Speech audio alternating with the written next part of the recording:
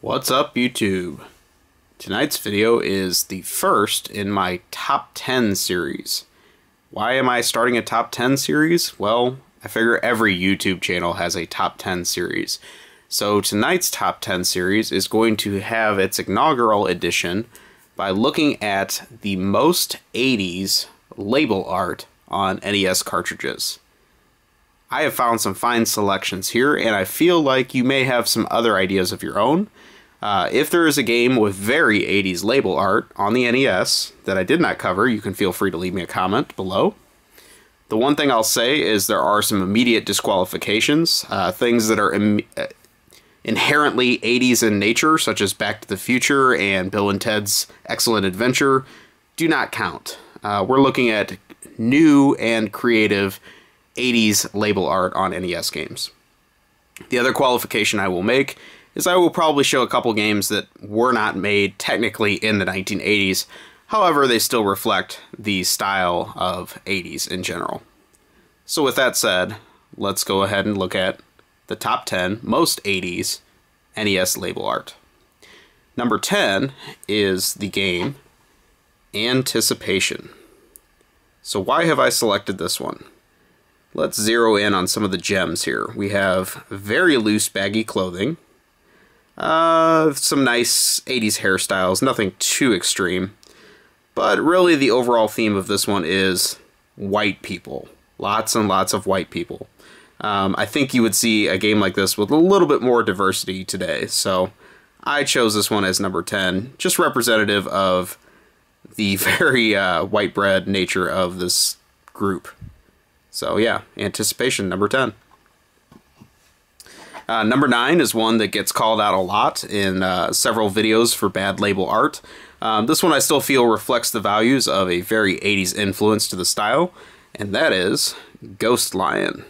So here we have some very nice 80s teased hair, some neon green tights, wristbands, loose top, other fashion accessories, and several other reasons why this fits 80s fashion style. It's a very nice job. Number 9, Ghost Lion. Number 8, I had difficulty picking a representative here. There's so many games focused on general badassery and Rambo-style characters in the 80s games on NES label art. But this one took the cake as number 8, the classic game Bad Dudes. So the reason I gave this one the edge over several games with very similar art, I will say SNK particularly put out several games with art styles much like this, but this one also has your duo of badasses and also the 80s ninja influence. Very nice job including the ninjas and the throwing star there in the foreground. So number 8 is Bad Dudes by Daddy East. Number 7. Now we look at an unlicensed company. Again, I think the 80s were very full of robots and futuristic style action games. So I thought this one was the most representative of that style of label art. So number 7 is Impossible Mission 2 by AVE. Things that gave this one the nod for 80s fashion was the shoulder pads on the damsel in distress, and the almost robotic clothing that she's wearing. 80s also were very big on robots. So yeah, very nice job. Impossible Mission number 2, getting number 7 on the list.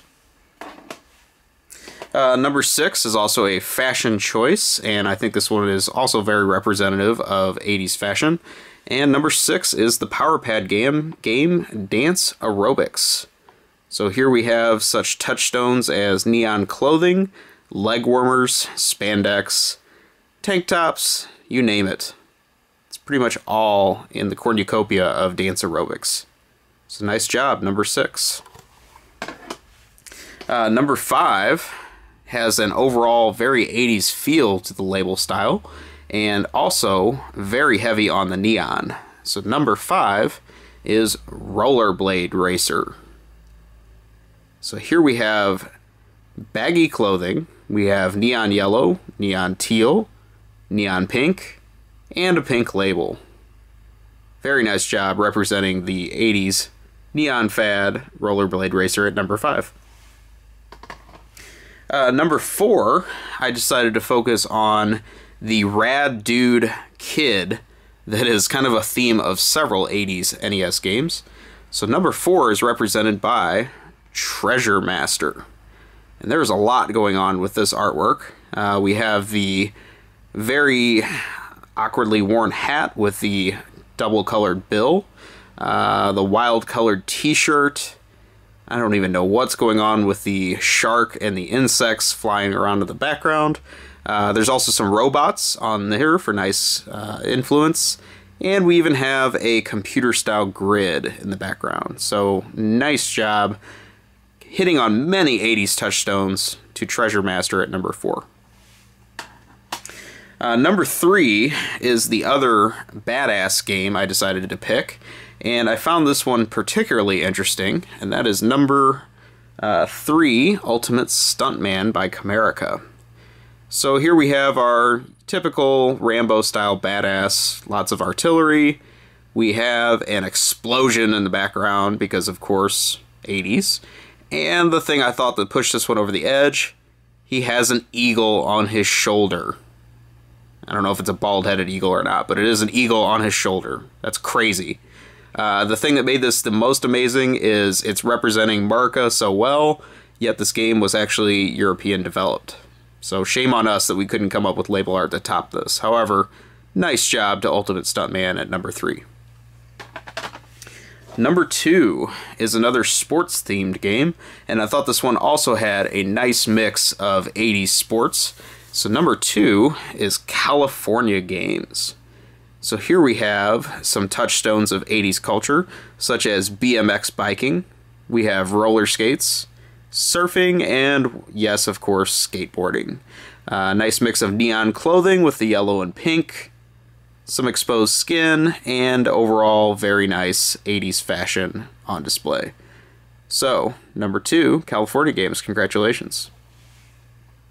Which leaves us with number 1, and this one may surprise you based on these other choices, but number 1 I felt represented 80s culture more than anything else I've seen on the NES. And number 1 goes to Skate or Die 2. So let's take in this one. We have some purple and neon pink in the label artwork design, but what makes this one really particularly 80s is we have skateboarding in a mall. And there is nothing more 80s than the urban suburban mall. The one thing we don't have today because they're all closing and dying.